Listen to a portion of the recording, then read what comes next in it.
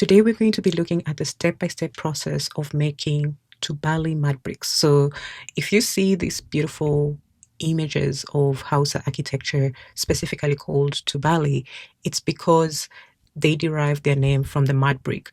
And the mud brick is very unique because if you just go to the internet right now and search for mud brick, a lot of the results you will get is probably of a rectangular mud brick. And I don't think we have a lot of information on how to make a conical mud brick. And that is what I'm going to actually be walking you through. This is going to be a step-by-step process on how you can run this experiment at home. Or maybe if you have a piece of land, you can equally get a team together and you can try to run this step-by-step process.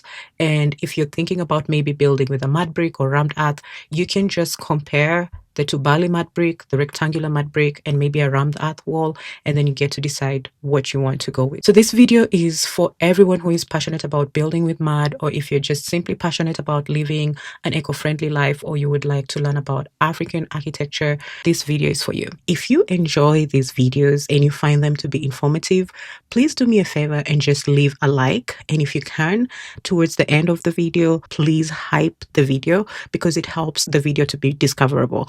And then for those of you who are very passionate about the research that I'm doing and some of the resources, I'm going to be sharing a lot of these resources under the membership tier. And so do consider becoming a member because it heavily helps with the research that I found with my own hard-earned money. Now let's get started. Do me a favor, open your palm wide. What if I tell you that in this palm, you can hold a piece of technology that is over 1,000 years old? This technology is so advanced that a leading architect of the 20th century compared its structural principles to reinforced concrete design. I'm talking about the Hausa Tubali. This is a traditional conical sun-dried mud brick created by the Hausa people of West Africa. It was made from the soil beneath your feet, shaped by two bare hands and thrown into the ground in a single movement to help bind the particles together. This is certainly not a primitive technology technique, but the result of 1,000 years of accumulated soil science, seasonal ecology, ritual knowledge encoded in the bodies and the hands of a people who call themselves masters of the earth. And those are Hausa people. Now, I want to take you through the step-by-step process of making this Hausa Tubali, this beautiful ancient way of building from the Hausa communities that are currently known to live in the northern part of Nigeria and the neighboring community, which is also in Niger. So let's get started and look at the set of tools. The tool list for making the Tubali, I think, is one of the most elegant expressions of ancestral ingenuity that I have seen. The first and the most important tool is the human body. The Hausa people use their feet to mix the birji, which is what they call soil. They use their hands to shape the churi. They use their eyes to pick the right soil and judge whether the clay content in the soil was the right amount, or when they were mixing the soil, whether it was the right consistency. You also see that they use their hands to calibrate the exact force needed to pretty much throw the mud brick on the ground so that it can get its conical shape, so that this could mainly pre-stress the brick on impact. And if you ask me, I think no modern machine replicates the integrated sensory feedback of a master who has been doing this for 10 years. And I also covered this in one of my very old videos where I talked about one of the most powerful tools that the Hausa community had perfected, just like many African communities, was the act of engaging the community in the process of building. So in the Hausa culture, they called this process where the Magini, who are the master builders, would pretty much organize the communities to come in and build, let's say, like a wall or maybe a piece of architecture that was going to serve the community. That community that was gathered is called Gaia. And I thought that is one of the most powerful tools because it really unlocks what we call social capital versus financial capital, what we heavily depend on nowadays. In the 2025 peer-reviewed study by Umar Oseke Wanje Imrana and Adejumo, they list a number of traditional tools that were used. And as I was reading, I think this was one of those aha moments for me, because I realized that those indigenous tools that were used were able to cut energy consumption up to 30%. And I thought to myself, oh my God, a lot of us don't build with indigenous tools anymore. And we never think that when you're using the indigenous tools, you can actually not just save on cost, but you can also save on energy. Because I've put together this document, as you can see, and it details the whole process in a really nice way. And in here, I have also listed some of the traditional tools. There are around 15 here, and you can see how some of these tools were used. Now, I would really encourage you to think about how you do not just over rely on modern tools, but I would really highly encourage you to think of how you can start to integrate and also use indigenous building tools. Now that we have looked at the tools, I want us to move to the next process, which is to look at the building materials. In the Hausa community, they called the soil birji. And so if you hear me throughout the videos talking about birji, just know that I'm referring to the soil. And the indigenous Hausa community had indigenous ways that were centered on science to also identify some of the best soil. To them, Boogie was one of the best soil samples, that it was like top tier. It is soil that has clay and also high gravel content. And this was just excellent in terms of the compressive strength. If Boogie was not available, the Hausa community would use a second type of soil they call Kasa. This is soil with high clay content, often red pigmented, because it has that lateritic properties, and it was also suitable enough to make the Hausa Tubali mud bricks. Apart from the soil, you're going to need water just for mixing. You're going to also need, in some instances, depending on the type of soil that you have, you're going to need organic materials. The Hausa community used things like gamba grass. They use datsi grass, which I believe is elephant grass. They use chaka grass. And I did include a few other materials here just because, out of curiosity, I'm going to show you how we can start to also incorporate this. But I added corn husks, the outer leaves of maize or corn, if you call it corn. In my culture, we call it maize, although maize and corn are slightly different. And then I also included millet leaves, sorghum leaves. I included cassava starch. And I'll show you as we progress with the video how you're going to apply some of these organic materials. For those of you who are going to be running this experiment, set aside time around like 3 to 4 weeks so that you can be able to cover all the processes that are involved. And then if you're looking to actually build in the Hausa community, the building process took around 10 days from foundation to wall plate. This is just for a small room. And to complete an actual full house in the Hausa community, they took around a period of 3 months. One other thing that I want to add here before we actually now go into the nitty-gritties of mixing the soil, adding the materials and all that, I want to spend some time and talk about seasons. When should you do this? You know, we've talked about the tools, we've talked about the materials, we've talked about the duration, on how long this is going to take, but when should you do this? We all know that in the modern day sense, some of us use a construction calendar. So that knowledge that you use today is rooted on very ancient history. Our indigenous ancestors used to do that. So I found out that every phase of Tubali making was scheduled, sequenced, and optimized around the living rhythm of the Hausa climate. Remember, the Tubali making process, this is part of a larger Hausa building process that was guided by the indigenous Hausa calendar that determined when certain activities could be done in certain seasons. This was based on the scientific studies that the ancestors had done of their ecological environments to develop a very sophisticated calendar that documents each and every season clearly. If you want a clear reference of the different houses' seasons and how they impacted the preparation and the building process, then you can reference this video that just shows the overview of how you lay the land, how you clear the land. I already documented that in my past videos. I'll link those in the description box, but then I'll make sure that there's like a pop-up link here that shows.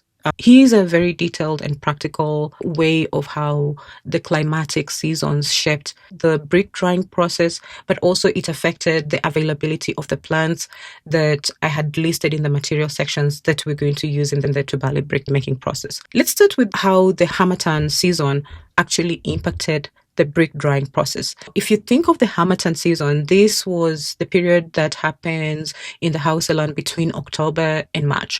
And it creates a near perfect conditions for controlled brick drying because of the low humidity levels. What happens is that rapid drying of the bricks under low humidity draws moisture evenly out of the clay matrix, which prevents shrinkage and cracking that occurs when bricks dry too slowly in the wet season, or even in hot seasons that are very uneven. And then when you look at how the Harmattan also impacts the availability of plants, trees are mostly deciduous and they're shedding their leaves because of the dry season. And the reason why they do so is so that they can be able to conserve water.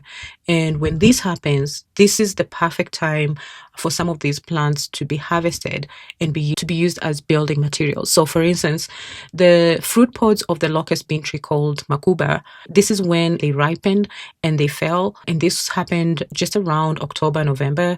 So this is when makuba was actually collected, fermented, and then prepared for use as a waterproof plaster. And then if you look at a material like the elephant grass, which is called datsi, this is when this particular grass grew tall during the wet season, reaching a full height at around August, and was harvested during the very, very dry Harmattan season in October, November, when the stalks were fibrous and they were also strong. And this is when this particular piece of grass called datsi was ideal for mixing it with the birji, which is the soil, as a tensile reinforcement.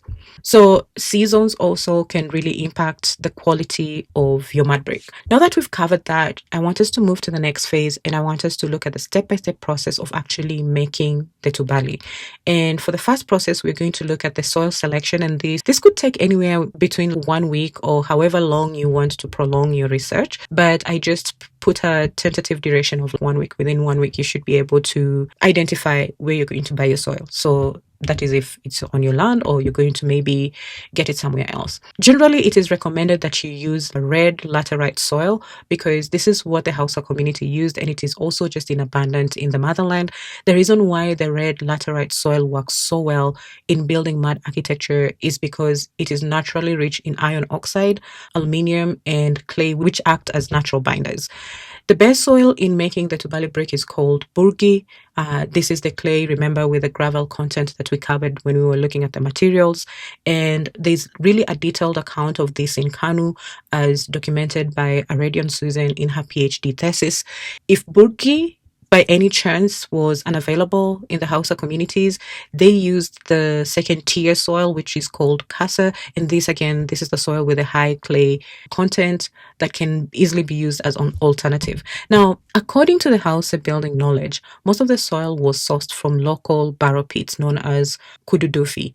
But today, I would imagine the best way to source for the red laterite soil, especially in the motherland, is to either partner with locals who have access to quarries, or you can follow the steps below that I am just about to share in order to identify if there's good soil on your land anywhere in the world. So not just the motherland, but wherever you are in the world, you can use some of these techniques to identify whether the soil quality is good on your land. The Hausa community used indigenous soil identification methods that were rooted in science because they applied empirical knowledge and intuitive skills in order to determine the best soil samples through visual inspection, touching, smelling, and also nibbling.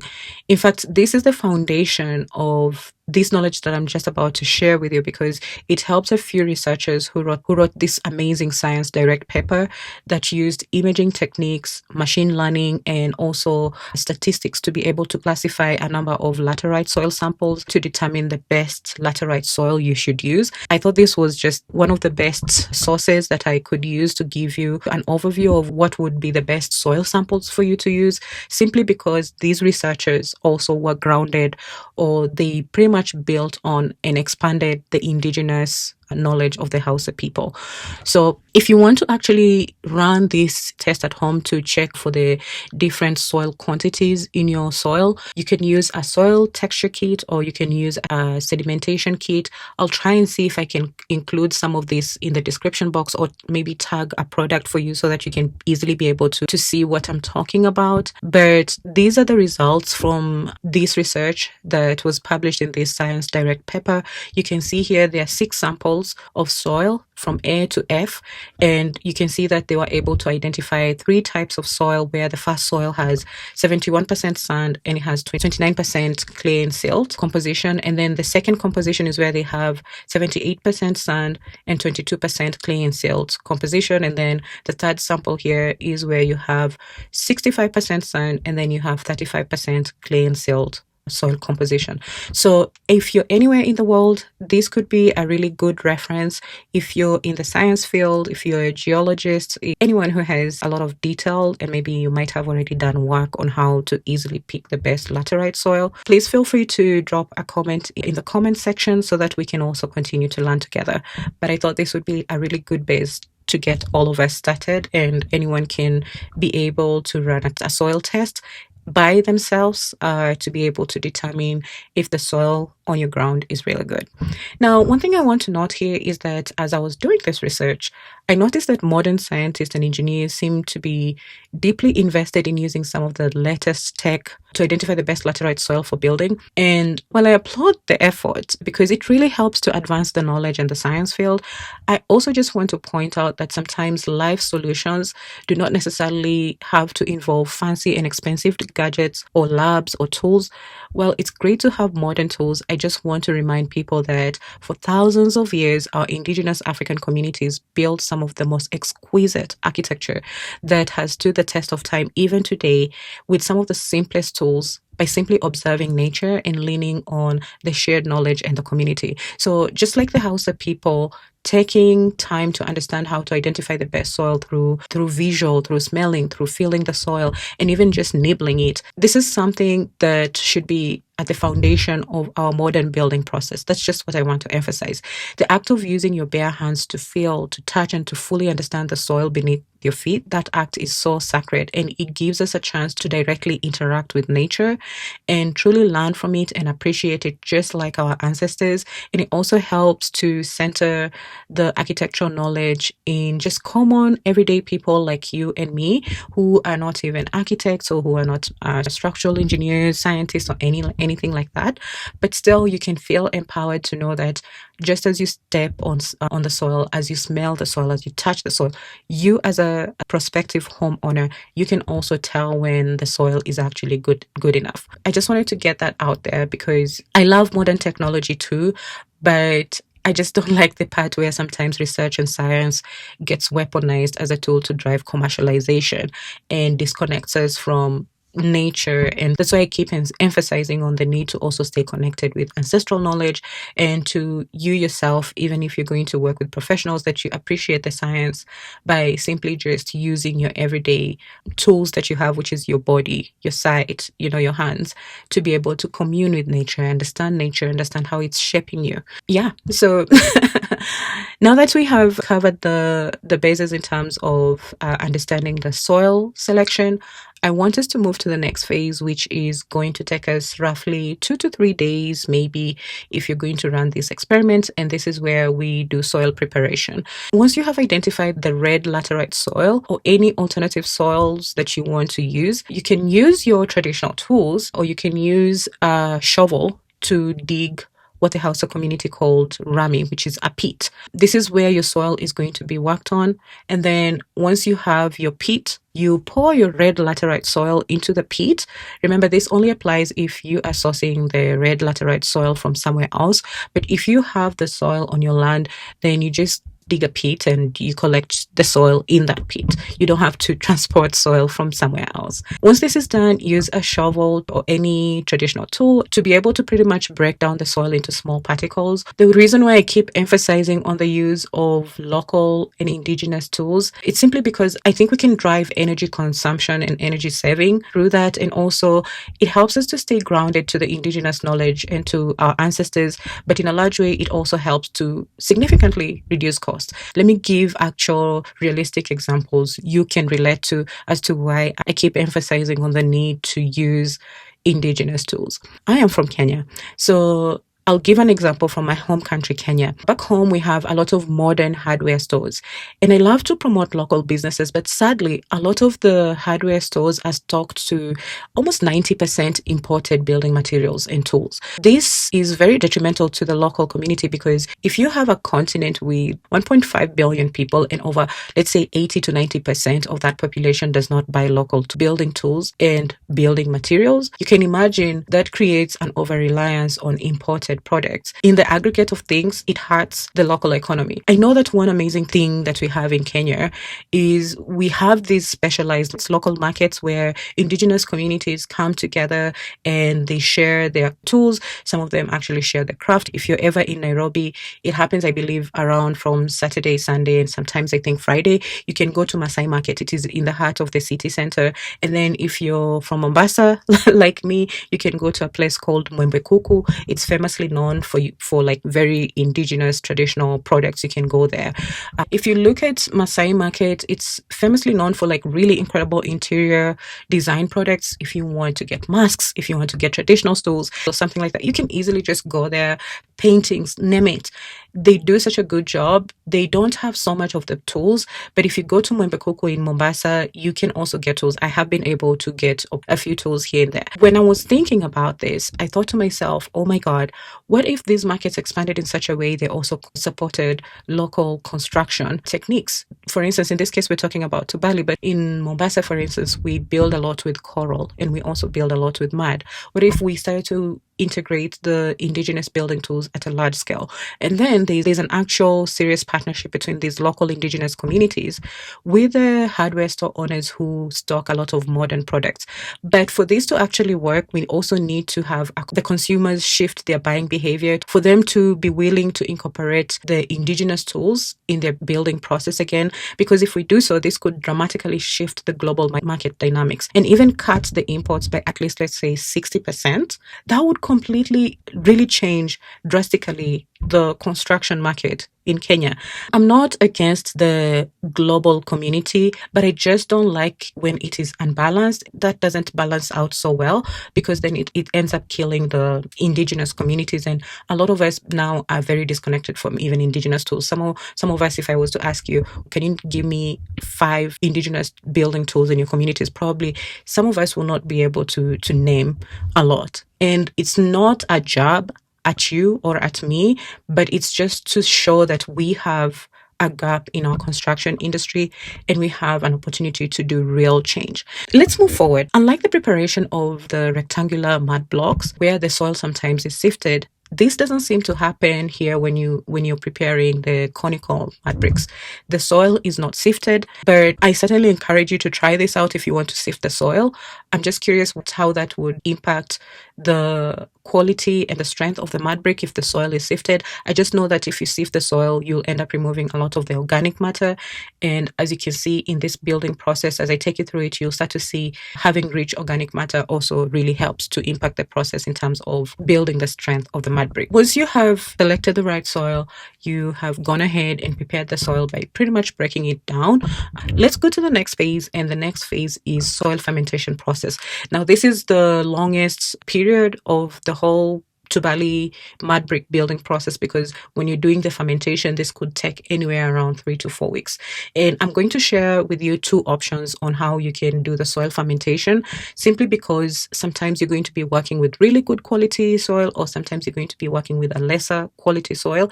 And so the process changes based on the soil type you also have or you have selected. Let's look at option 1. Option 1 is applicable when you have the highest quality of soil. Think of what I was talking about, that the Hausa community call this type of soil burgi, which is soil that has a healthy amount of clay content and also gravel. Now, in this process, what you do is that you add the soil that you had broken down into smaller pieces. You start adding water to that soil. The ratio of the soil to water, unfortunately, was not captured in many of the sources sources that I was referencing, and I did extensive research on this.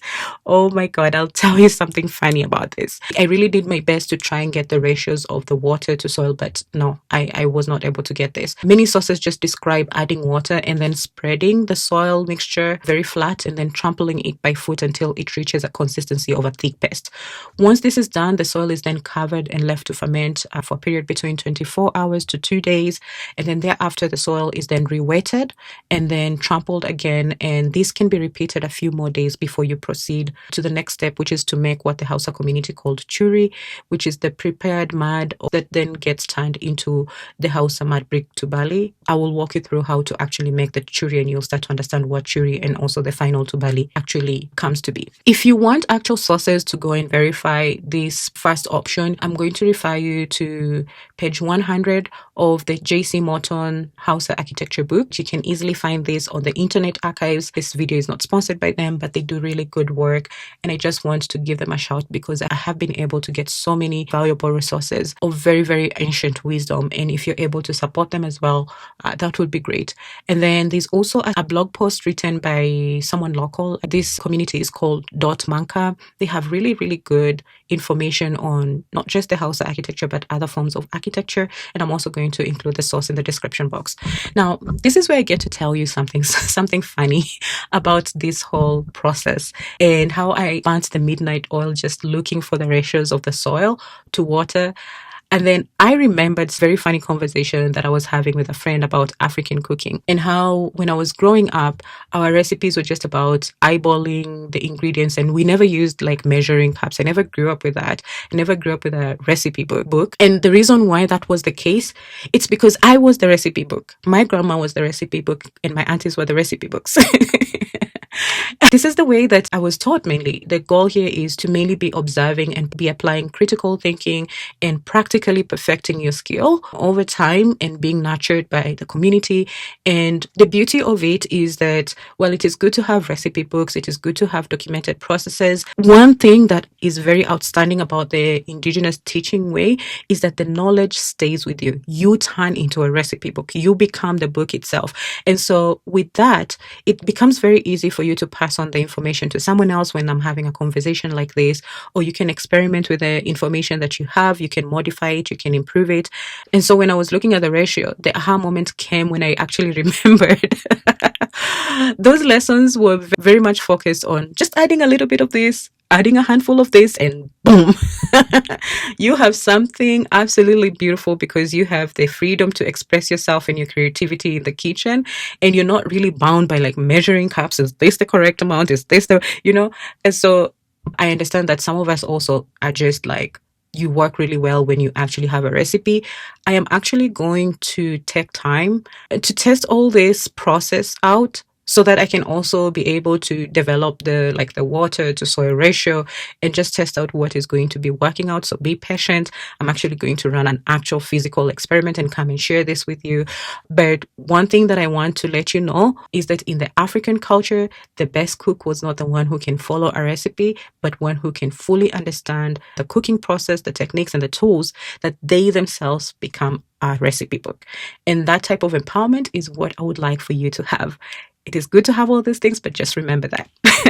Okay, now let's look at option 2. Option 2 of the fermentation process. In this second option, remember, in the soil selection process, we talked about tier 1 type of soil sample, which was the Hausa community called Bugi. And then there was the second tier, which was called Kasa. Now, if you end up with a soil sample that, let's say it's like Kasa, or any soil sample that maybe is not highest tier, this second option is for you, because in the Hausa community, I found a few options that suggested adding chopped local organic materials such as gamba grass, chaka grass, datsi grass, and mixing these pieces of organic materials to the fermented soil that you initially fermented. So if you want to actually add the organic materials, you re-wet the fermented soil and then you add your organic materials on a ratio of around 0.5 pounds per cubic feet. That was actually nicely documented, and I got some of this information from Ene and Ati. They wrote a really good research journal. I'll include that in the description box.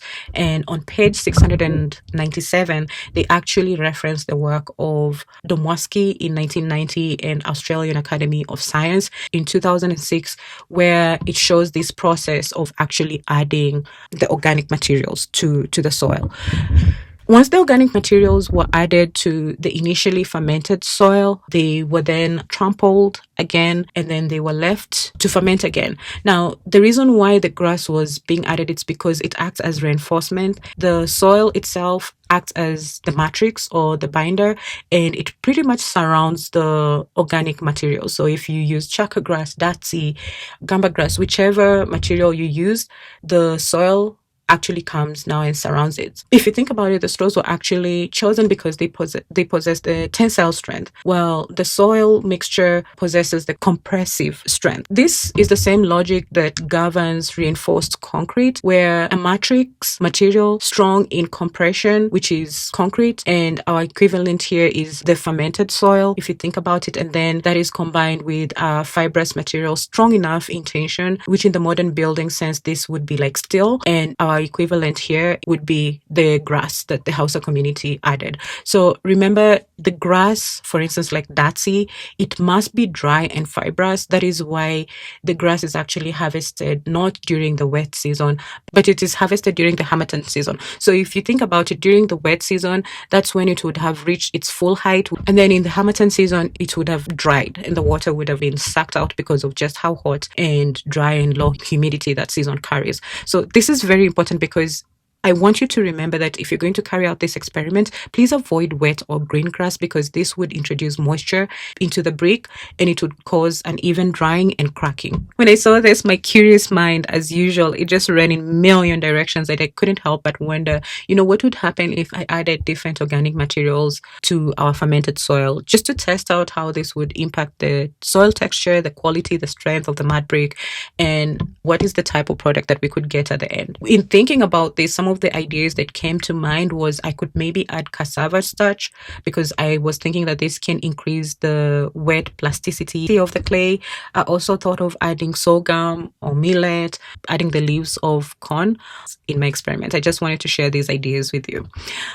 So once we have actually fermented the soil, it's time for us to make churi, and churi just takes minutes to make because once your soil is ready from the fermentation, it's just simply re-wetted and trampled again a little bit, and then it is transported to a molding floor.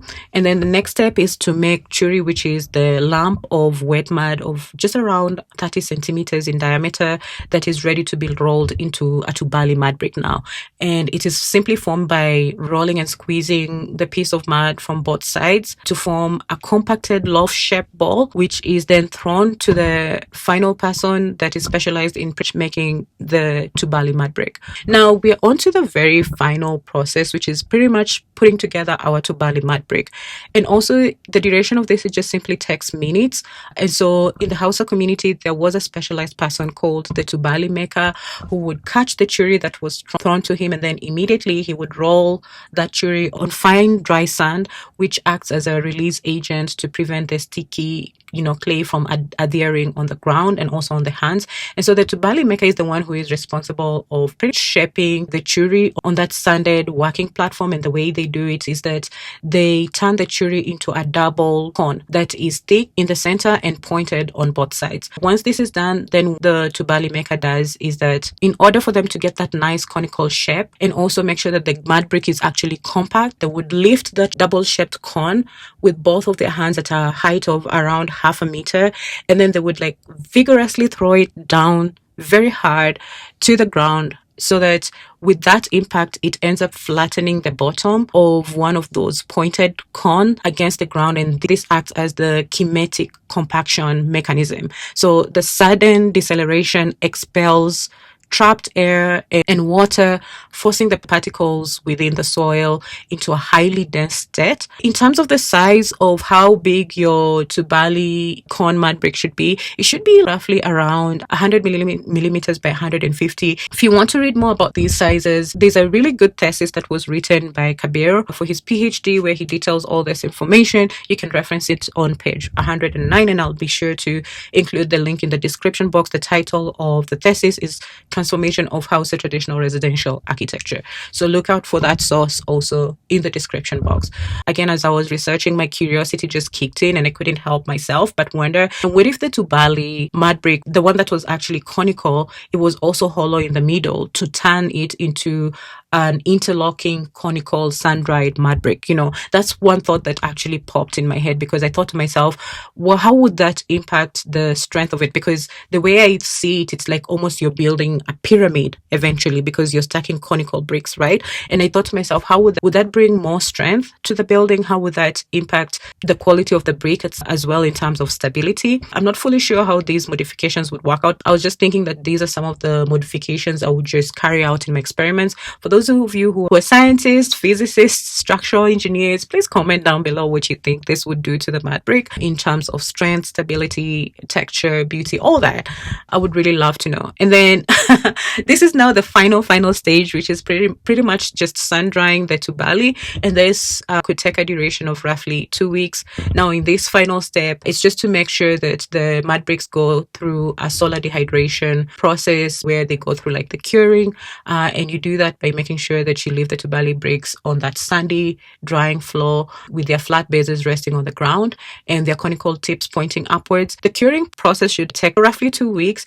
This is why it's very crucial to make sure that when you're doing this, you also observe the seasons to make sure that this actually happens during the hot season, when the sun is actually in abundance. However, one thing I just want to caution you is that sometimes if you notice that the weather is just a bit too hot and the hot season is just maybe uneven, what you can usually do is that you can cover your mud bricks with straws and leaves just to make sure that you slow the evaporation process and ensure that it's happening in a uniform way so that the drying is also uniform. And this in the long run really is one of those quality checks that helps to prevent the mud bricks from cracking. So once this process is done, you should really have a really wonderful mud brick that you can build a fabulous, incredible earthen architecture with. And I would love to see a picture of it if you end up doing this, either as an experiment or you end up building a wall or you actually build an actual house. Come on now. It's only fair that I just get to see the results, right? Because it's equally part of this process. That would really, really make me happy. Stay tuned. I'm working on the process for preparing the mortar. I'm working on the process for preparing the wall plaster, how to build the actual wall. Those are going to be super exciting. When I was doing the research for the wall plaster, I just saw in one of the research that I was doing, you can use goat fur. I was like, what? Yeah. So much more is coming. Very exciting. I hope you enjoyed learning this new way of building and honoring the Hausa community and the Hausa architecture, because over the years they have done absolutely exceptional work. Let's now just go and put all this into practical. Let's practice this knowledge. Let's revive it. It's just so very exciting to learn all these new things. And I just want to thank you for your time today. Until next time. Cheers, guys.